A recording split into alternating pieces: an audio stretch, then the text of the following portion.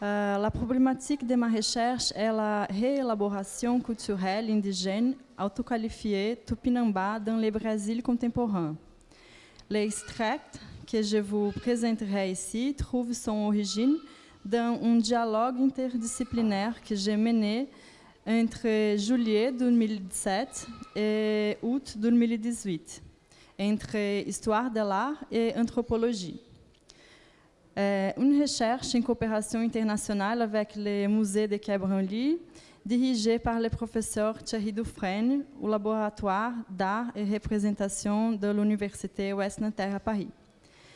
L'objectif de cet article est de répondre à la question suivante, posée par la conservatrice du musée de Quai Branly, Madame Paz Nunes Rodrigues. Quelles sont les lectures transnationales et les dialogues transdisciplinaires possibles que la collection indigène de la période coloniale brésilienne présente aujourd'hui dans les enceintes du Musée ethnographique français suscite dans le monde contemporain? Pour y répondre, je partagerai dans un premier temps quelques considérations provenant de l'étude comparative que j'ai réalisée entre l'Ibirapema, arme indigène tupinambá, apportée au cabinet de curiosités du roi de France au XVIe siècle, et un sac fabriqué à partir d'une technique qualifiée de tupinambá dans le Brésil d'aujourd'hui, à Bolsa Menina. L'Ibirapema est un massif de bois massif, apparemment un bois de Pernambouc, de 6 à 7 pieds de longueur. L'une des extrémités de l'objet, un disque de 2 palmes de diamètre. De l'autre, une sorte de bâton plat et orné de fibres végétales, de 3 espèces différentes, dont 2 sont très ressemblantes aux fibres utilisées encore aujourd'hui pour le tissage tupinambá contemporain, la piaçava et l'oricuri, ainsi que des résidus d'un tissu plumaire. En me basant sur ces objets, j'ai cherché à mettre en évidence le fait que leurs histoires sont entrelacées. D'un côté, la technique contemporaine du tissage tupinambá présente des éléments matériels et immatériels qui remontent à l'objet du XVIe siècle.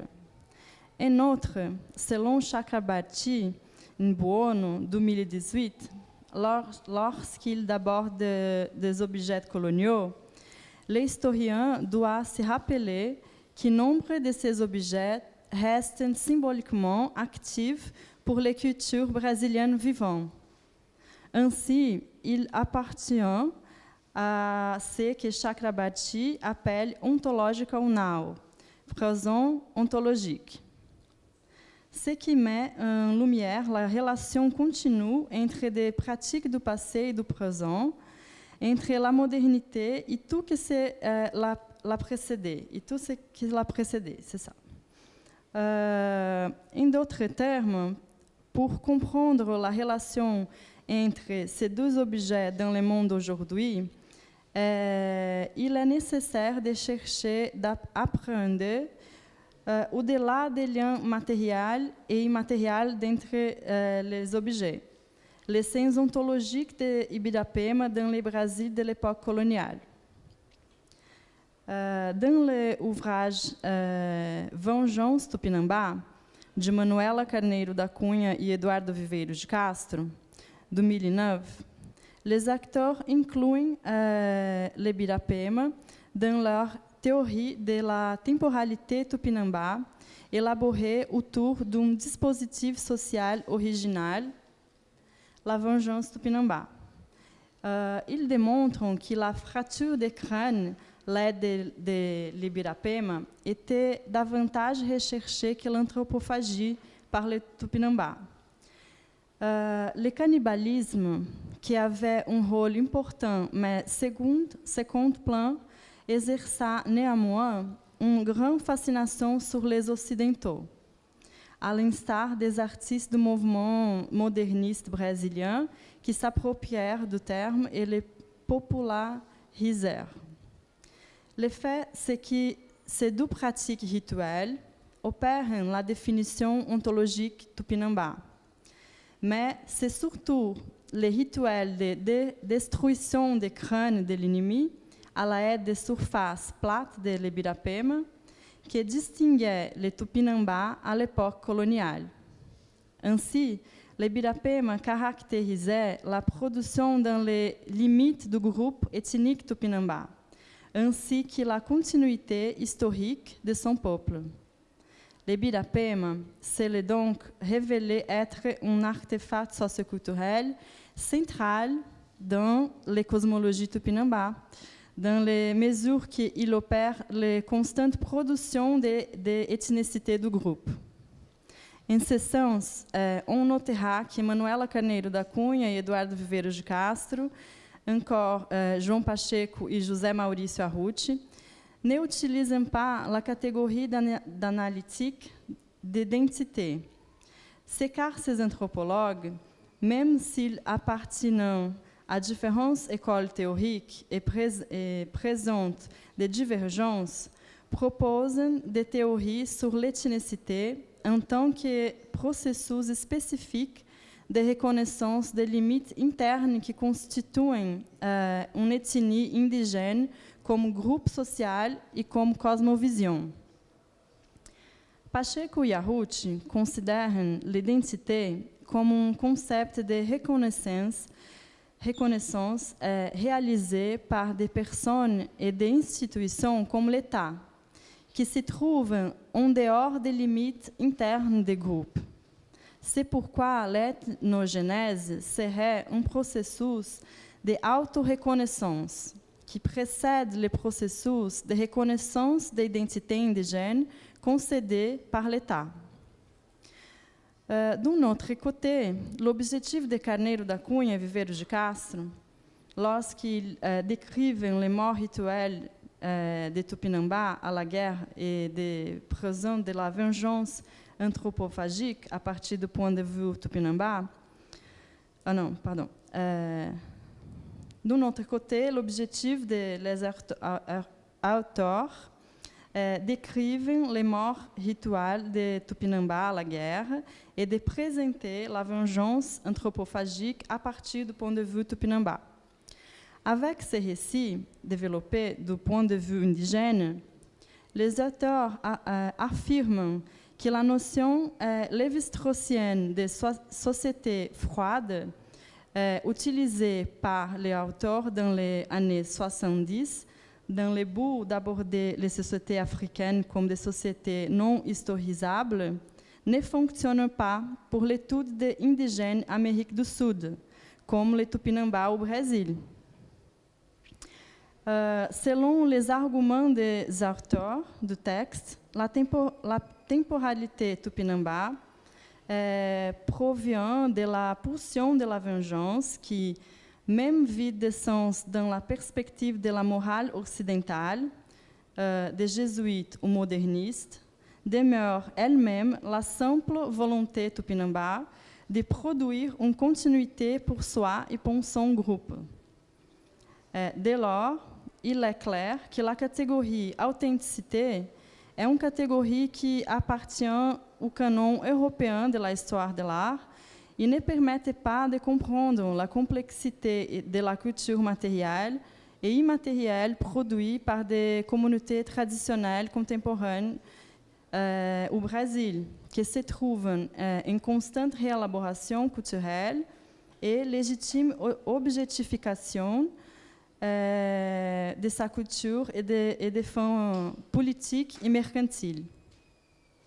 En recoupant ces notions théoriques de vengeance Tupinambá et d'ethnogenèse, avec les données identifiées à l'occasion de ma recherche ethnographique, il est possible d'affirmer que la reconnaissance des artisans du littoral nord de l'État de Bahia par elle-même, en tant que groupe ethnique, est née du contact entre la technique indigène de tissage de fibres de piaçava et de la culture visuelle et matérielle de la mode, au cours du processus par lequel, qui n'est pas Tupinambá, a pénétré son territoire.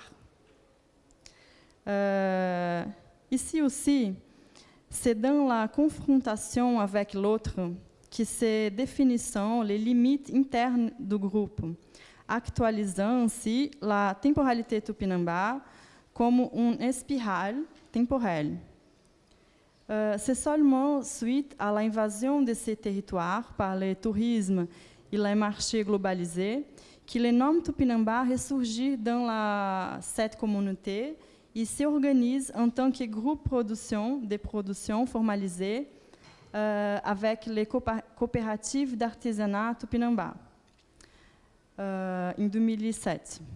L'autonomination Tupinambá associée à ces processus de réinvention culturelle de la technique de tente et de fabrication des articles en paille, de palmier, piaçava, suggère donc que la Bolsa Menina pourrait révéler une agence indigène dans le littoral nord de l'État de Bahia contemporain et exercer un rôle analogue à celui de l'Ibirapema dans les groupes du XVIe siècle.